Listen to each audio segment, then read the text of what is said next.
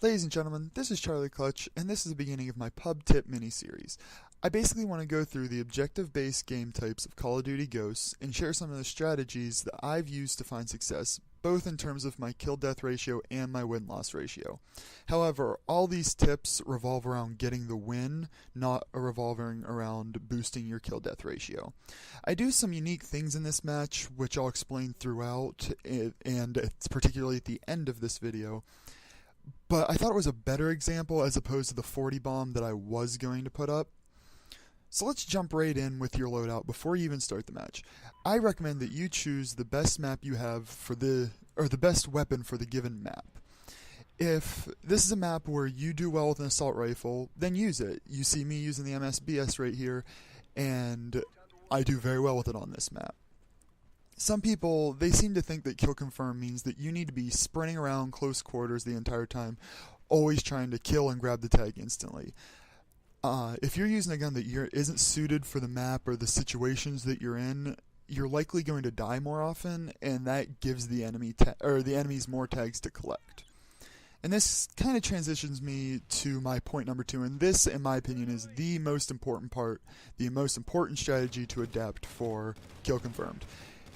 Do not die for a tag. Never die for a tag. In a best case scenario, you trade tags. You get the tag, die, they get yours, and both teams go up by 1. Worst case scenario, you die trying to get the tag, and the person who killed you denies the tag and collects yours. In both scenarios, you lose your kill streak if you're running on the assault kill streaks, which further harms your team because now you can't support them in other ways other than your gun. I really want to try to tie these points together, so if you're using an assault rifle to get a distance kill, let a teammate collect it. Most people look at the tags collected column and decide if you're a good player or not, but I disagree. If a tag gets collected by a teammate and you're not dying giving up more tags, then your team's benefiting whether it shows on the scoreboard or not. Now, I'm going to contradict myself here a little bit, but point number 3, put down the sniper rifles. Snipers pretty much exclusively rely on other people to collect their tags. On top of that, most people who snipe are not very mobile. So this means that snipers have a difficult time getting the tags that people with ARs and SMGs would normally be able to get without even risking dying for them. And furthermore, it's difficult to do crowd control with a sniper. Even the best snipers, they're inconsistent. Double and triple kills, they're really hard to get, period, but even more so with a sniper. So overall, the low mobility, the lack of versatility across situations, and the lack of tag collecting make snipers just very ineffective in kill confirmed. So on number 4, I recommend putting a silencer on when the situation calls for it. I would never recommend a silencer for competitive gameplay, but in pubs, there are so few people who wear headsets so they don't hear the silencer. The lack of showing up on the radar can let you do what's called ghosting. You go behind the enemy lines, you get consecutive kills by shooting people in the back, and then you get presumably easier tags because people don't know you're there. I do caution you with the current spawn problems of ghosts to be careful with that, but if they patch it, then this can help you do well in kill confirmed, especially if you run a lot. It's an important exception here with the MSBS as you're watching. The power of the MSBS is its strength at long range, and a silencer will shorten that range. So I wouldn't use it in that case, but SMGs, when you're trying to ghost, work very well with a silencer. My point 5 here is going to sound like common sense, but don't run past tags when they're right there easily collected. So many people do this, and you lose so many points because of it. Unlike in Black Ops 2, where tags actually contribute to your score streak, they don't now. So if a teammate can't safely get to their tag, steal their 50 points. It helps you win in the long run, they stay alive, and your team gets a point.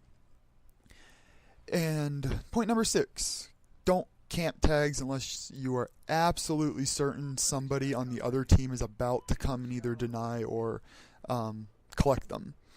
If there's somebody about to, then it's great because you can get them and then you can kill them, get both tags. But just camping random tags is it's very stupid. Firstly, they disappear after a small time, and then secondly, the time it takes you to get one kill off that camped tag, the enemy team's getting more kills. So it's just overall not an effective use of your time.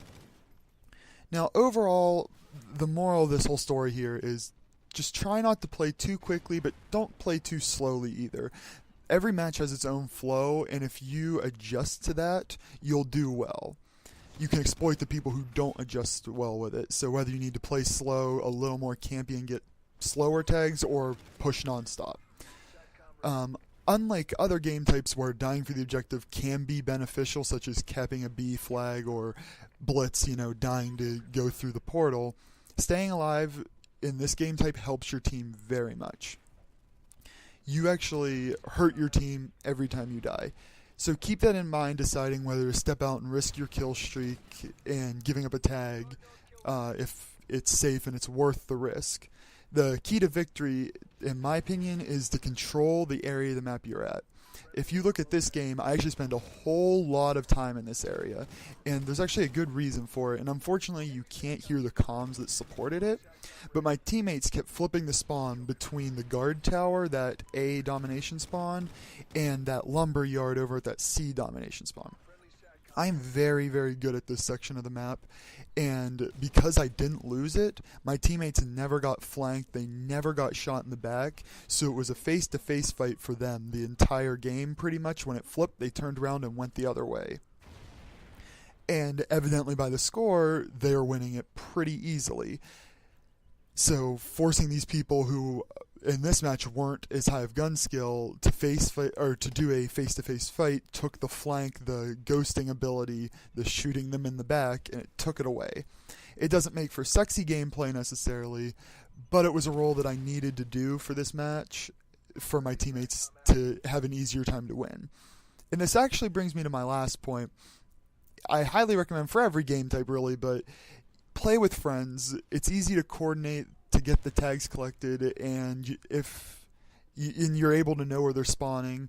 And if you don't have people to play with, then get on over to vghq.org and join us. See how smooth I was there? I hope you learned something, I really do. I know that some of this game type is common sense, but if there's things you're doing like unconsciously and you're not thinking about it, maybe I help bring it to your attention, and it's something you can practice from here on out. I look forward to putting out more videos for some of the more complex game types, so stay tuned for those. Please comment, like, and subscribe, and I will catch you guys later. Charlie Clutch out.